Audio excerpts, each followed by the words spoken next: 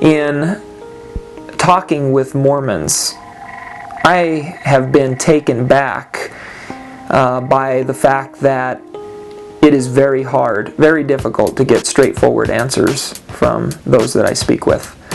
And so when people have asked me, what has come as a shock to me, being here in Utah now for a year and a half, I always tell them that it's tough to talk with them. Number one, even just to get them to talk about spiritual things is a challenge. But if you do find some who are interested in talking about spiritual things, if you find a Mormon who's interested in talking about spiritual things, you'll get a variety of answers from any given Mormon. So there's no unity, it seems. There's no consistency amongst Mormons regarding their teachings, regarding their doctrine. I think there's a huge difference between Mormon folk doctrine that the Mormon people want to tell you that their church teaches, and the official doctrines taught by the Mormon church. When I say their teaching, you have to understand there's a big difference, usually a difference, between official church doctrine, as the kind of statements we've just been looking at, and what we might call Mormon folk doctrine. Many Mormons don't believe a lot of what is really official Mormon church doctrine, and they not only don't necessarily believe all of that doctrine, but they even believe quite a few things that are actually contrary to that, but are so established in the Mormon psyche, if you will, in the collective consciousness of Mormons, that it's become current. It's Mormon folk doctrine. It's not Christian. It's not Mormon official church doctrine, but it's still Mormon because it's like 90% or more of the population of the Mormon church would agree to it.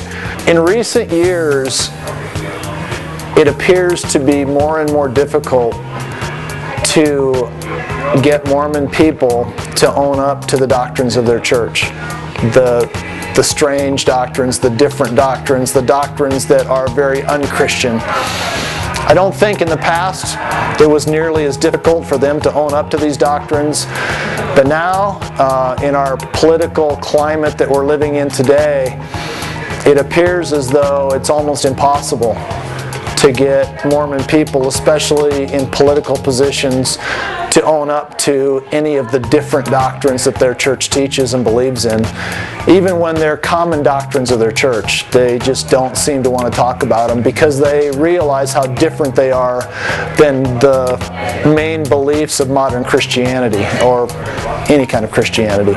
Yeah, it's a challenge because it almost seems like you have to know, what everybody has taught throughout the years regarding Mormonism, because it seems like it's a religion that's evolving.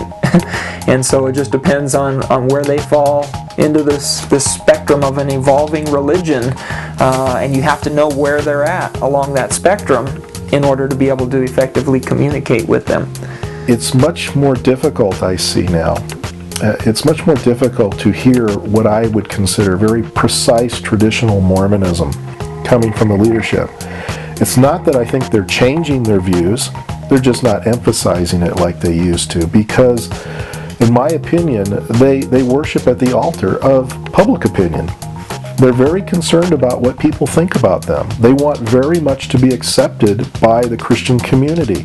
Also the doctrines of God. Mormon people don't like to talk about the doctrines of God because they know how contrary the doctrines of God that they believe are to the doctrines of Christianity. Totally different. And they don't like to talk about them. They like to try to make you think that we believe in exactly the same God, and it's totally a different God. Anybody who's really studied Mormon history and studied how the Mormon leaders portray their church, they know they're covering things up. They know that there's one message for the general public and there's another message for the people. I know this. I've been studying it for 3 decades. I've seen it for 30-some years. And there's no denying this. They're not honest about what they believe. I think there are 2 sets of doctrine in the LDS Church. I've been a missionary, I know it. And there is a desire by, I think, church membership overall to fit in to the general mold of Christianity. And That said, I think I kind of call it this. I call it deep doctrine and missionary doctrine. If the missionaries walk up to somebody on the street, the message they're going to present is, yes, we believe in God. We believe in one God. We believe in Jesus Christ. We believe in articles of faith, and basically the things I'm going to state, you're going to bear no conflict with, as whether you're Baptist, Catholic, I'm going to make some general beliefs like that. But when you really get into it, our beliefs are very different than Christians, and I think that's where you get some conflict. When I've sat in the same room before with some of the students from Biola, and I've listened to people debate back and forth, trying to mesh Mormonism into the Bible, trying to mesh the Bible into Mormonism, and somehow try to form a union between these two religions. But they're two religions for a reason. They're different. You guys are monotheism. You believe in the Trinity. You believe in the Bible as the one Word of God, and that's the end of it. Mormonism believe in polytheistic, polygamy, continued revelation. The Bible is not the one Word of God. So many differences that are key, pivotal differences, and really, I think the only similarities that do exist are some common names and terms that we use, things like Jesus Christ, Holy Bible.